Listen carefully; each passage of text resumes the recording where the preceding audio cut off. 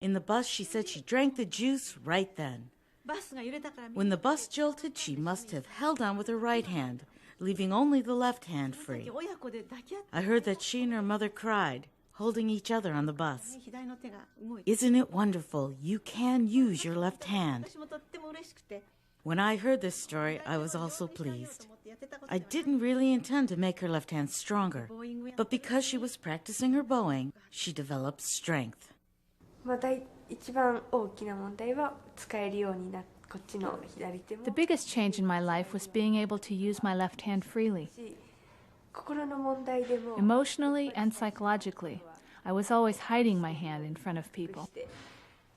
I spent much of the time crying.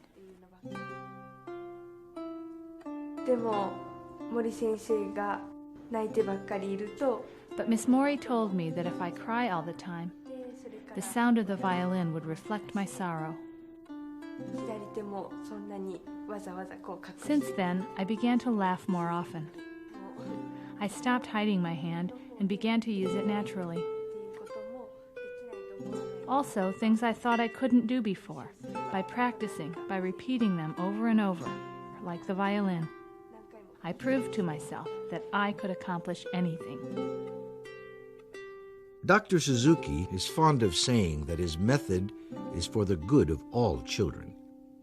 As far as I know, Suzuki never studied psychology formally, and yet he has a kind of intuitive understanding of kids, which I find very, very unusual. He arrived at something which, on the one hand, really respected children for who they are, didn't try to make them into something else, but yet on the other hand, really got them to appreciate and to perform music in a way which we who don't know about Suzuki might not have thought was possible. He respects the person. He recognizes what they have inside, and he tries to bring it out. And he goes about it whichever way, communication-wise, psychology, his psychology of teaching, just watching him teach many different people. He just switches the right avenue for each individual person, and they all respond to him. He can convey things to the children and get results in just a really magical way. And I think his teaching is effective not just in that he can get these magnificent results, he gives them something for keeps. And it really becomes, in a way, a life-changing or very momentous occasion.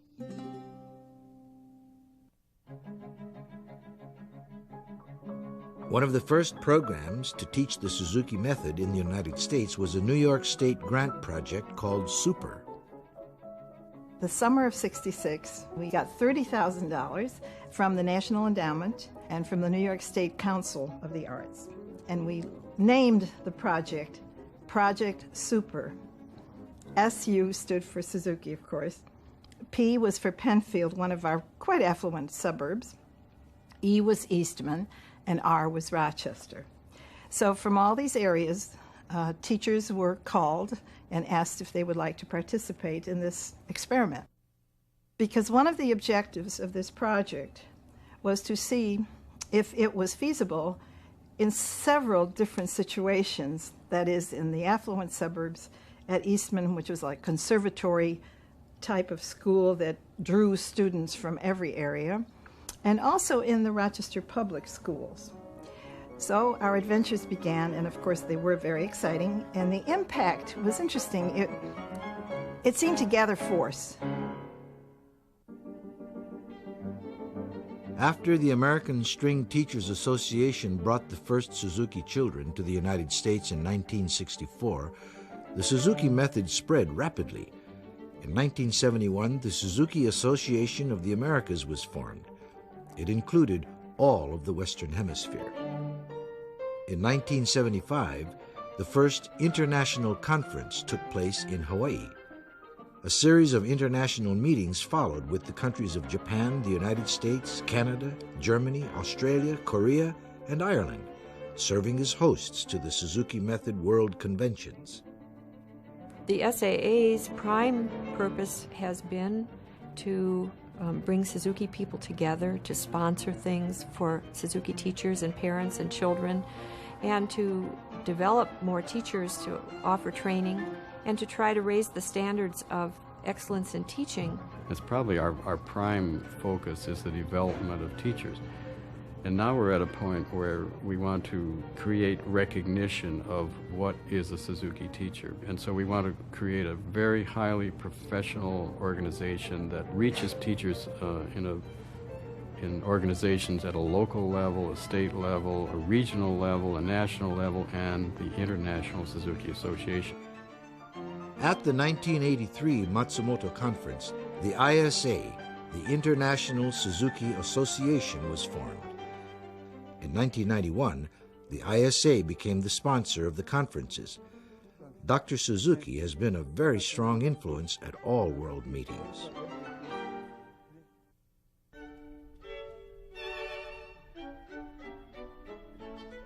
After World War II, America viewed Japan as a source for cheap miniaturized goods and inexpensive cameras.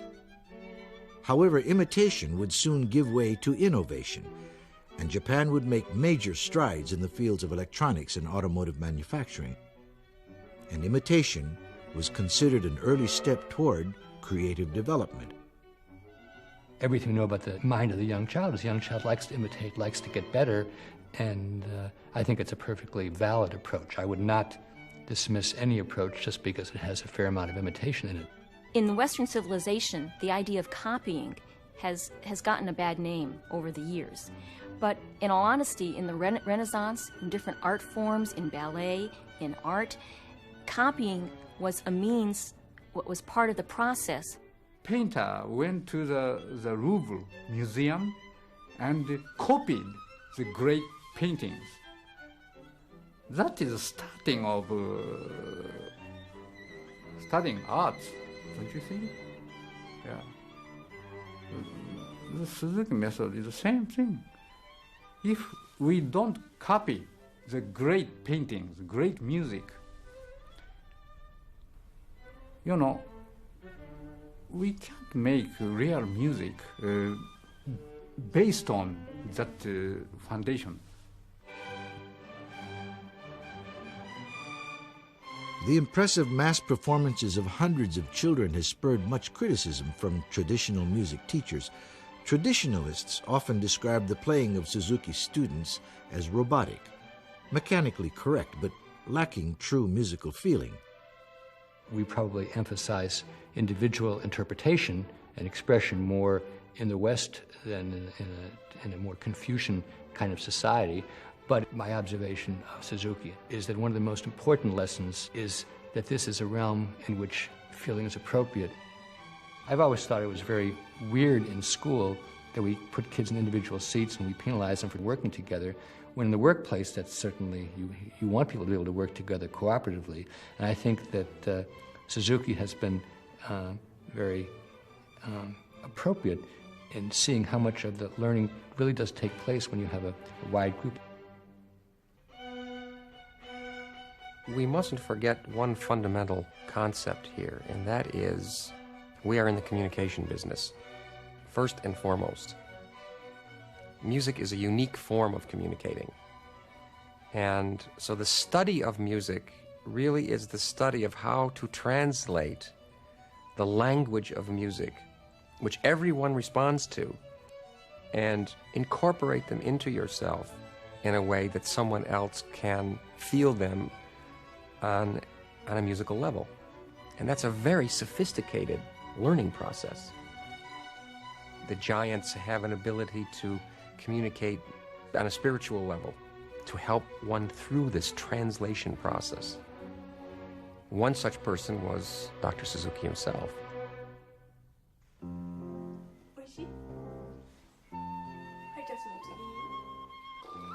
Mass concerts have also been equated with mass production. Yes, Suzuki often uses group lessons to help children learn by example, but training is still individual in the classroom and at home. I believe that the heart of Suzuki instruction is individual. Dr. Suzuki believes very much in the individual child's ability, in not measuring that child against any other child. Your best yardstick for measurement is that child himself or herself. The instruction even has its own support system. The parent, who is the home teacher, is right there in that private lesson situation, so that can hardly be anything I can think of that's more individual. The advantage for the children of playing together in groups is the support they get from one another and the fun that they have. This repetition, whether it's performance or a group class, is not the heart of their instruction, but it allows permanence through exercise. You get the instruction yourself, but you're seeing somebody else get taught, and you're hearing these ideas being processed, and you see how it happens for them. And this accumulates into a bank of experience that you haven't lived long enough to have done that many times yourself. All those things take seed. And then with the watering of the individual instruction, they begin to grow, and pretty soon they've bloomed, and you have something wonderful.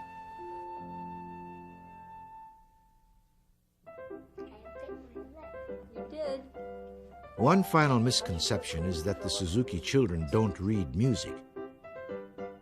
Instead of etudes and scales, Suzuki studies begin with real music.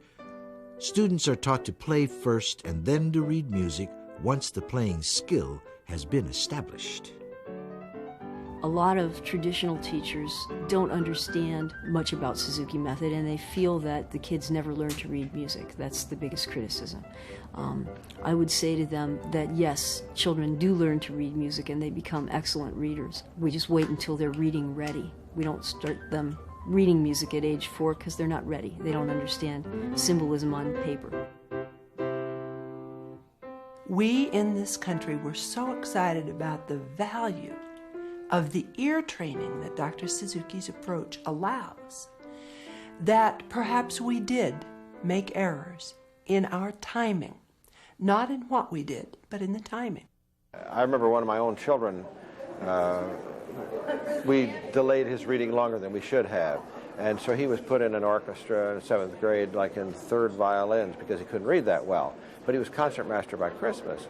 And I said, I'm sorry you went through that. And he said, oh, it's all right. He said, I'll tell you one thing. It's a lot easier to learn to read than it is to play the violin.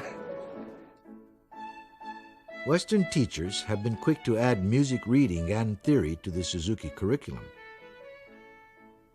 The required technical training is inherent in the Suzuki violin repertoire through a system of 10 instructional books. This step-by-step method has been adapted for the piano, viola, cello, flute, harp, guitar, bass, and recorder.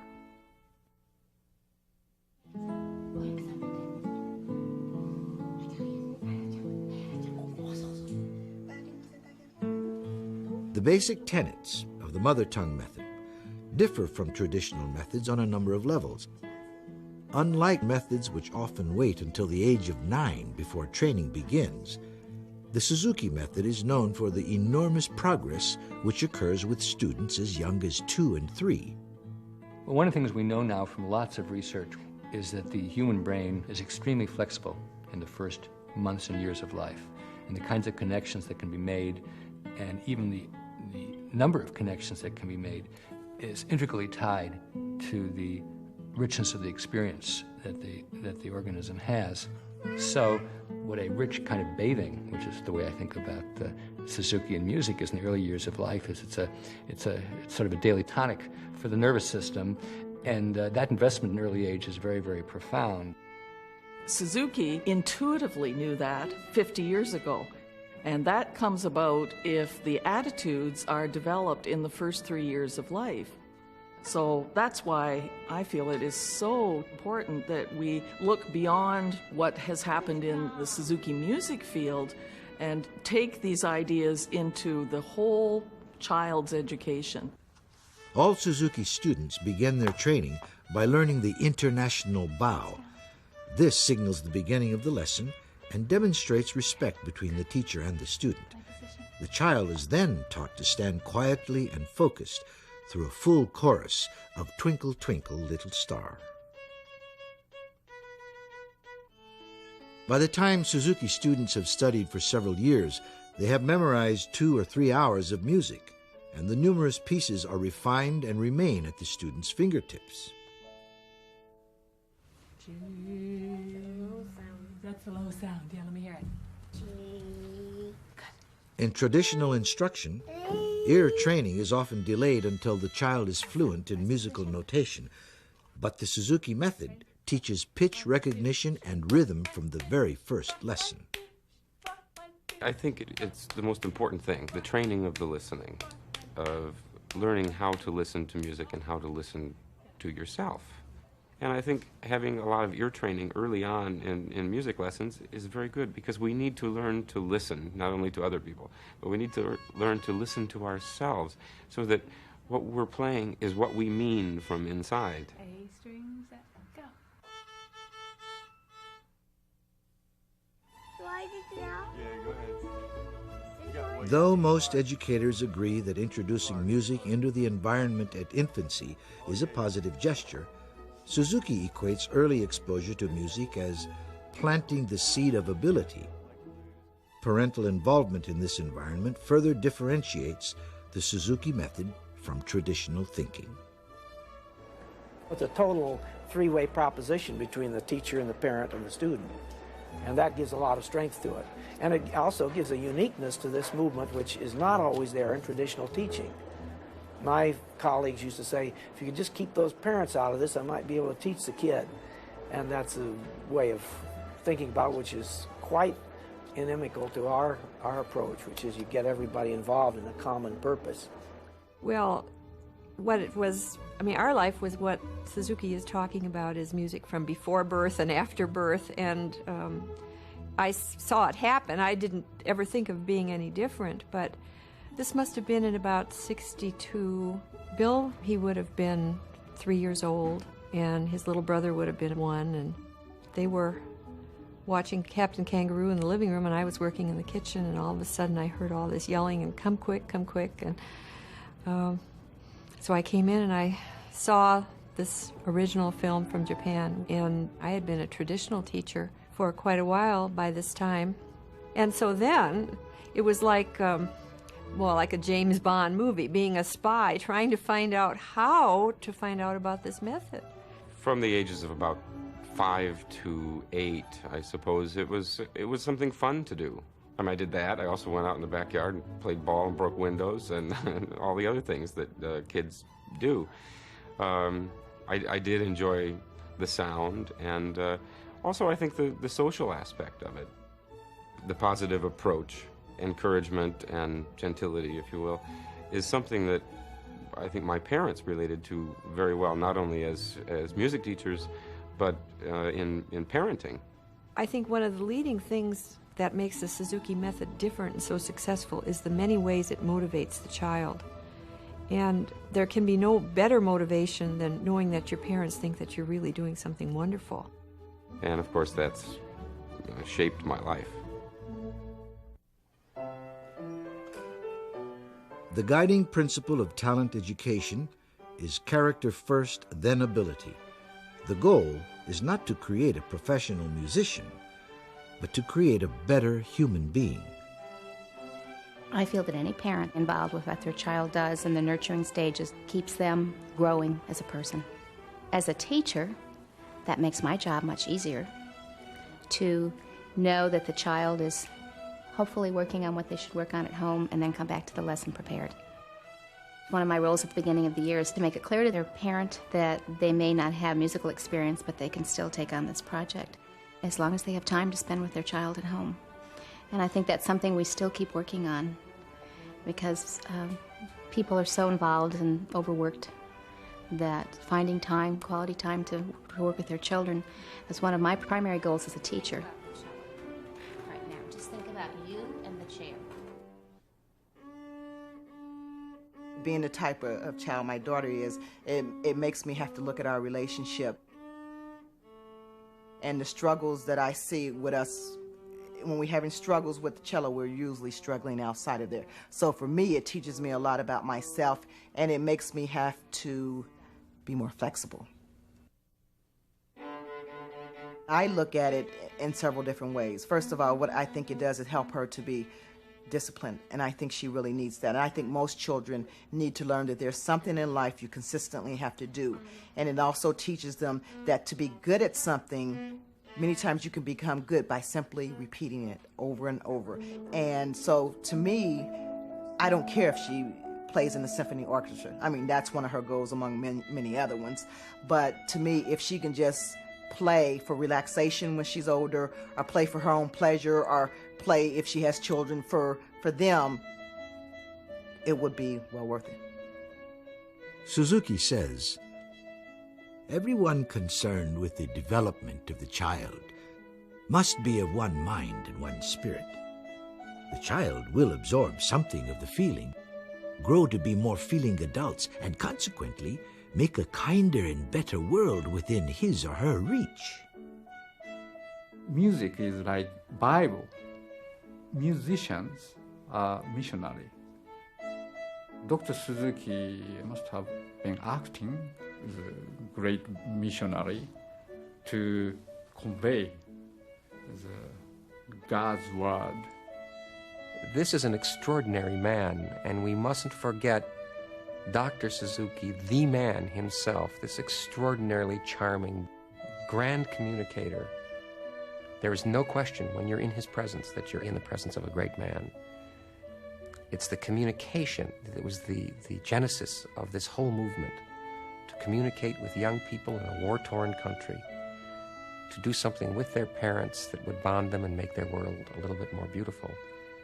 That's what it's all about, and that's what must prevail.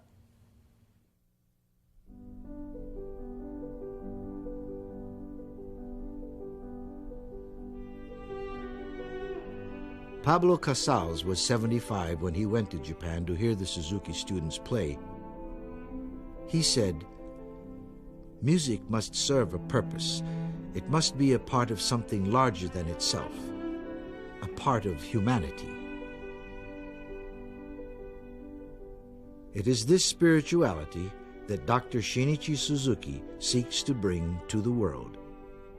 To quote him, when the human race created the culture of speech and writing, it also produced the sublime culture called music.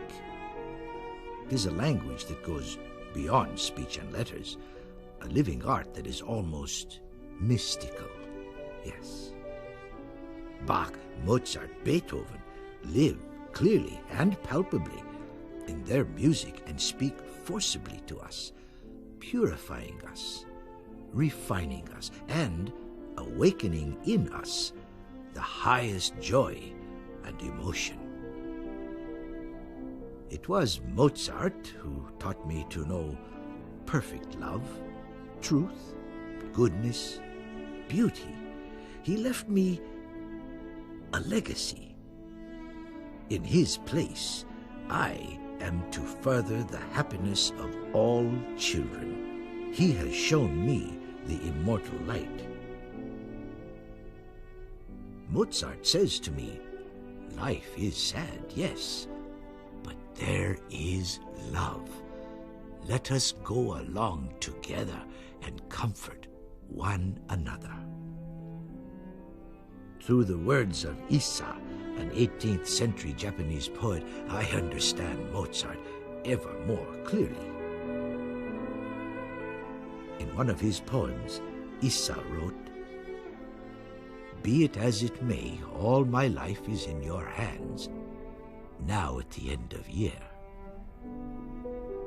Though I am aware evening bells my curfew toll, I enjoy the cool